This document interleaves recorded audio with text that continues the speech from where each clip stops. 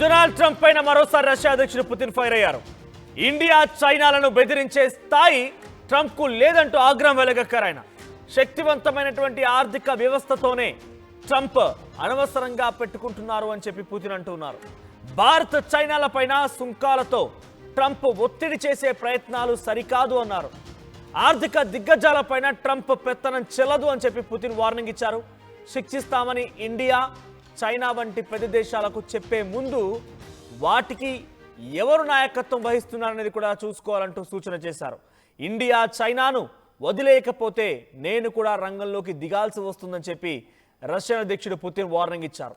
ఇప్పటికైనా ట్రంప్ నీ తీరు మార్చుకోకపోతే తీవ్రమైన పరిణామాలు ఎదుర్కోవాల్సి ఉంటుందంటూ కూడా పుతిన్ మాస్ వార్నింగ్ ఇచ్చారు. సో చైనా అండ్ ఇండియా రెండు కూడా రష్యాకి చాలా సన్నిహితంగా మిత్రత్వ దేశాలు.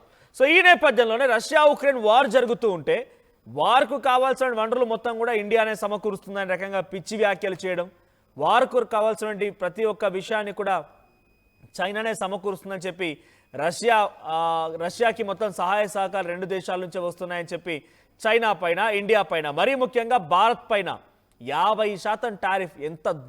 ఎంత పిచ్చితనం ఇది, ఎంత దురహంకారంతో కూడిన అంశం ఇది.